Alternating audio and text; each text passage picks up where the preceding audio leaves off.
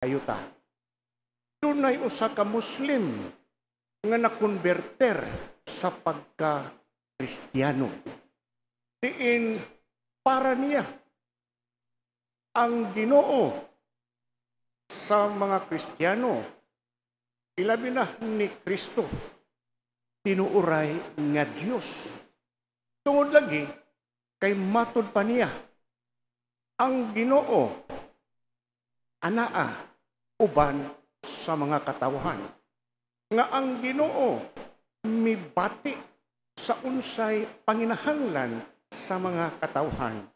Mibati sa ilahang mga yangungo o sa kada sitwasyon sa ilahang pagkinabuhi diri sa kalibutan. Nga pulahan kaayo kita tungod lagi kay ang mao nga Kristo nga Ginoo nagpakatao. Isulob niya ang tawhanon nga kinaiya nga nakasabot siya o nga iyahang gibati ang unsay atong mga panginahanglan.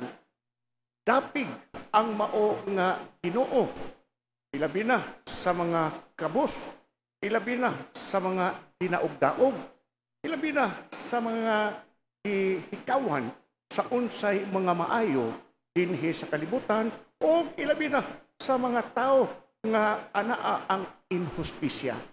Ikutlo niya ang di Beatitudes. Diin miingon siya nga pagkanindot sa Ginoo sa mga Kristiyano, pagkanindot ni Kristo, nga numan, miingon siya, ulahan ang mga kabos, kay ila ang gingharian sa langit.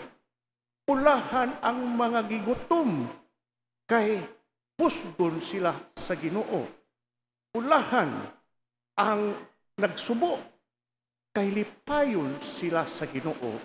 Ulahan ang maluluyon, kay kaluyan sila sa Ginoo. Nga sa atong mga kalisdanan, anaa ang atong Ginoo aron sa pagtabang kanato, aron sa pagligon kanato, o aron sa paghatag kanato sa atong tinuuray nga pagkakulahan.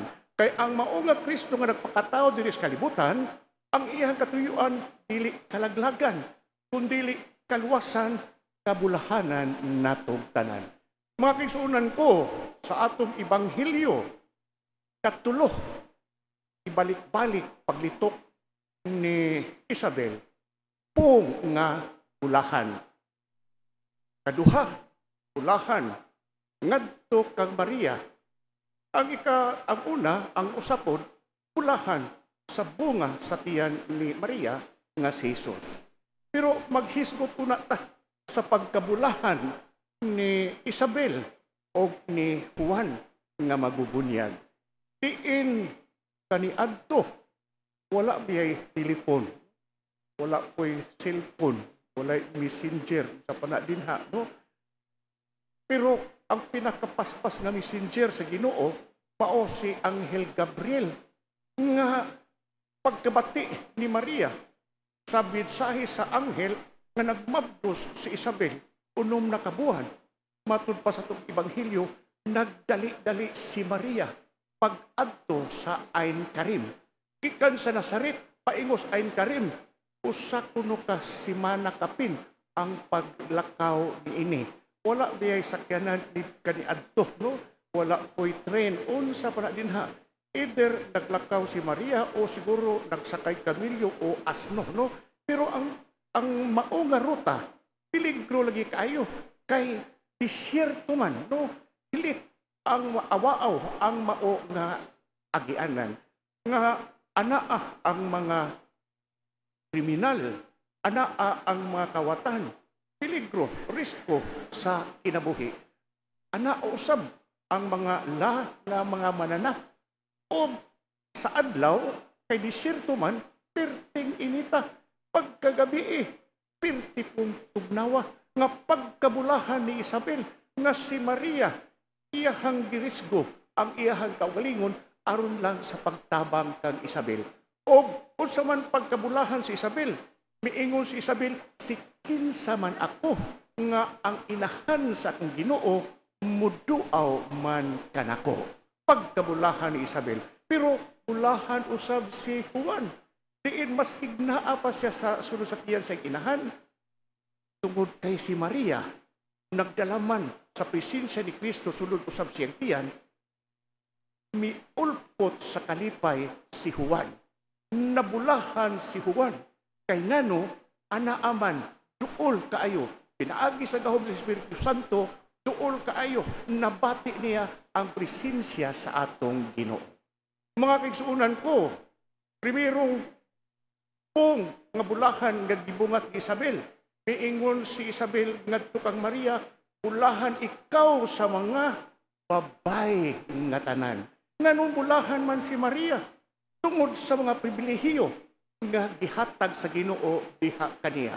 Walay laing tao nga Immaculada Concepcion. Walay laing tao nga balaan putli sa iyahang kalag. Kundili si Maria lamang. Gihatagan og espesyal nga pribilehiyo si Maria ngano tungod lagi kay mamahimong man siyang inahan ni Kristo, ang balaan sa tanang balaan, putli sa tanang putli, santos sa mga santos. Pero ang nakanindot ni Maria, ni cooperate siya kung giputli sa Ginoo ang iyahang kalag, nagputli usab si Maria sa iyahang lawas. Iin sa katapusan, pagpahibalo sa anghel ngadto kang Maria, andam siya, preparado siya, pagdawat ni Kristo sunod sa iyahang tiyan, pinaagi sa gahom sa Espiritu Santo. Ulahan si Maria sa tanan nga mga babae tungod kay dili lamang inahan siya ni Kristo, kundi inahan usab siya natong tanan. Mga kaigsuunan ko, ang sunod nga bulahan pong ni Isabel, ug bulahan ang bunga sa tiyan mo nga si Jesus. Nindot ang mao nga pong. O maobya ni atong iampo no, sa pag-ampo sa paghimaya ka Maria, di ba? Bulahan ikaw sa mga babae nga tanan, o bulahan ang bunga sa tiyan mo nga si Jesus. Pero, maghimutag atong laing bersyon. Inig-ampo nato, labi na sa Rosario, bulahan ikaw sa mga babae nga tanan, o bulahan man usab ang bunga sa tiyan mo nga si Jesus. Di yun na mao. Ato ng purihian, sugod karon ayaw gid mong ampo o bulahan man usab. Kay kung moingon tag bulahan man usab, murag pakapin, sobras pakapin si Kristo nga pabulahan pud taon, luoy si Kristo. Di na siya mao. Kay ang sukaranan sa pagkabulahan ni Maria, anaa ni Kristo. Mao na nga, padlungan na ninyo, kana mag-ampong rosaryo nga, bulahan ikaw sa mga babae nga tanan, o bulahan man usab, ang bunga sa tiyan mo nga si Jesus. Si Kristo, dili sobra o pakapit, kundi pudluoy si Kristo. Kundili ang mao nga Kristo, tinubdan sa tanang kabulahanan, nga ganun nabulahan si Maria, pinaagi sa atong Ginoong Hesus Kristo. Pauna nga atong kurihian, no? O kung mag-ampo tas Santos Rosaryo, ampo tas maghimaya ka Maria, gamit nga bulahan man usab, usbona nato, no? Kay ang pinaka-importante, na sukaranan sa pagkabulahan ni Maria, si Kristo.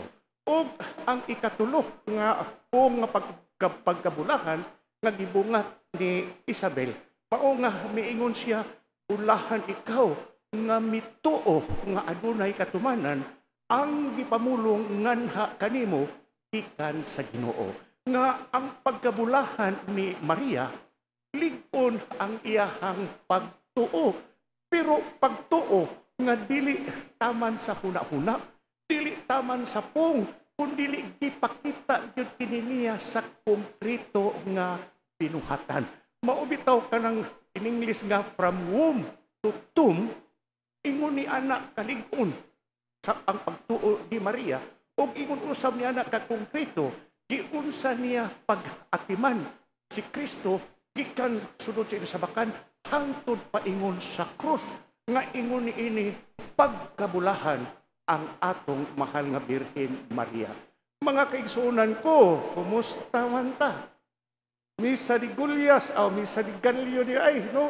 Ug unya hapit ng Christmas 2022. Pulahan kahata, pulahan tadi, pulahan mo lang kay kadat kanta nato sa kasadya, kana bang parte nga mauray ato makita ang panagway nga masanagon. Unsa may sunod anak, pulahan o pulahan ang tagbalay nga giawitan asa mo anak, dili lang usa ka bulahan, pulahan o pulahan ang tagbalay nga giawitan. Kinsa man ning tagbalay, walay lain kundi ang kada usa kanato. Kada dungog nato o kanta nato anang kasadya o maski unsa Christmas song atong gihandong ang misteryo sa atong kaluwasan nga ang mao nga Kristo nagpakatao diri sa kalibutan. Diyos siya, pero nagpakatao siya sama nato. Si San Agustin miingon, ang anak sa Diyos nagpakahimong anak sa tao. Aron ang mga anak sa tao mamahimong mga anak sa Diyos. Pagkanindot sa atong Ginoo ha, nga nag-Diyos siya, pero nagpakatao siya. Aron lagi nga kita nga mga tao mamahimong anak sa Diyos. Nga pagkabulahan baya gyud di ay nato. Pero naay niingon nga bulahan di ay ko nga ibuwagkan man ko sa akong uyab. Bulahan ka kay ngano man ang imong uyab bati bud bitaw tug dagway ito. Nga basin biyag sa sunod mabulahan ka nga ang imong uyab dili na batig dagway kun dili usa man bati na lang dagway. Paingon na las gwapo-gwapo no. Mga kigsuonan ko, base po ba yung iburagan kasi muhang uyab kay bati kong kagdagway, no? Pulahan ka nga bati kagdagway, nga naman na ay daghang kay gwapa, no? Maglibog, kinsa ilahang pilion kay daghan kaayong manguyab. Nakatapusan libog siya, nga naman na ay dato, pero batig naong, na igwapo, pero huwag kwarta. Adto siya sa dato, buhong siya, pero iligtanaos naong sa dato, kabuhion siya, no? Ari pos gwapo, no? Buhong siya tanaw sa gwapo, pero magkutoy ihang tiyan, nga no? Wa may kaon, wa may kanon, no? Mga pinsunan ko, bulahan ang mga batignaong karong panahon na, kay daghan kaayo. Kapilian, aron nga magwapa o magwapo ta, di ba? Na, kudaan lang kay kwarta, na, pwede ang tanan, no? Itom ka, maputi ka, no? Kanay imong ilong, platnos, mataas-taas na yun na. Pero unsa man ka, kahaitik po yun noon, sa itong panahon karon, ang dako kay pangutana, no? Tungod kay naamay kwarta, tungod kay naamay plastic surgery, mauna nga, ang gwapo sa una, gwapa na karon, no? Ang gwapa sa una, gwapo na karon, no? Pagkabulahan baya gyud natong tanan. Mga kaigsuonan ko, tunay miingon nga bulahan di ay ko nga kaamot ko'y dako kay utang. Bulahan ka kay sa Amerika, kung wa kay utang, pobre ka, no? Bulahan ka kay dito sa Amerika, kung dako kag utang, dato ka, no? Bulahan di ay ka, daghang kay kag utang, dato ka, no? Ato lang ka sa Amerika, no? Mga kigsuunan ko, na ay ingon nga, bulahan di ay ko nga, wa mangkubayri sa akong kanangutang nako, no? Bulahan ka, kay nga naman, daghan na ta.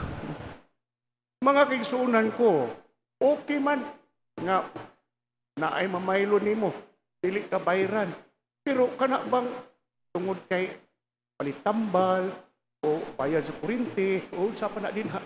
Pero na ay mamaylo nimo tungod sa sana gamiton sa negosyo. O kunya ni asenso, dagragwarta, wa yun mo bayad. Diha nimo, pulahan ka nga wa ka bayri. Nga naman, at least, healthy ka. Dili ka masakiton. Kay katong nang huwam nimo nga gigamit sa negosyo ni asenso, masakiton to siya unsa maihang sakit, amnesia, no? Nga kasagaran sa mga mangutang, no? ang sakit, amnesia, no? Dili yun, baka hinumdum nga, uy, tangan di ay ko, no? Mga kaigsuunan ko, daghan kayo mo ingon, bulahan di ay ko, nga kubot pas lukot akong pamilya. Ginikanan ng giawayay, ang bana na anay laing pamilya, ang asawa na anay lang pamilya, ang mister nangabit, ang asawa pod nangabit, ang mga anak manggiawayay, no? Anak ngadtos ginikanan, ginikanan ngadtos mga anak, mga magsuon manggiawayay, bulahan kahata, bulahan kahako nga anaa ang tanang bisyo na anak ko, adik ko, no? Sa drugas, unsa pa na dinha, sa inom, unsa pa na adik ko sa sex, no? Kinibang Pornhub, mauwaw ta, kay kita ang pinaka-number 1 nga mo tanaw ko rin sa Pornhub. Ang dako pagig kay makaulaw, ang mananaw, dili mga lalaki, pinakadaghan, mga babae. Tapos pagkauwaw gaya, no? Nga, di kita, pabulahan ana, kung dili unsaman, maalaot kita. Niya mauna nga, paningkamutan nato, no? Nga, magputli ta sa atong kaugalingon, o nga, mga kaigsuunan ko, moingon sila nga, mabulahan dahil ta, nga ako man ang pinakamakasala sa tibok kalibutan, maski pag ikaw ang pinakamakasala nga tao sa tibok kalibutan, bulahan ka. Kay ang atong pagkabulahan, wa magdepende nato, kundi nagdepende sa atong Ginoong Hesukristo. Sa katapusan, si Juan, nga naasulod sa tiyan ni Isabel, nganong niulpot man siya sa kalipay. Lalimba nga magtikungkung ka sa tiyan sa imong inahan, lalimba nga ang imuhang palibot, kangit-ngitan, dili, pero miulpot siya sa kalipay tungod sa presensya sa atong Ginoo. Nahimo siyang bulahan. Sa katapusang gutlo ni San Juan, diin man siya punita, ditos prisuhan, mangit-ngit nga karsel. Pero nabulahan ba siya? Nabulahan siya. Kaya gipadala niya ang iyahang mga tinunan pagpangutana ni Kristo, ikaw ba ang among gipaabot o magpaabot pa mi og lain? Kung sa may giingon ni Kristo, ingna si Juan nga ang mga buta nakakita, ang mga amang nakasulti, ang mga bungol nakadungog, ang mga bakol nakalakaw. Nga maski anaa si Juan sa karsel o sa prisuhan, nabulahan siya kay nakonfirmar man nga ang mao nga Kristo mao ang tinuuray nga Mesiyas, manunubos, manluluwas natong tanan. Og mausab kini, maski kinsa ka, maski unsa ka, pambabulahan ta kining panahon Christmas 2022 pinaagi sa atong Ginoong Kristo. Kay ang mao nga Kristo mao ang tinuuray nato nga manunubos, manluluwas natong tanan. Manindog palihog, atong ipadayag ang atong buhing pagtuo.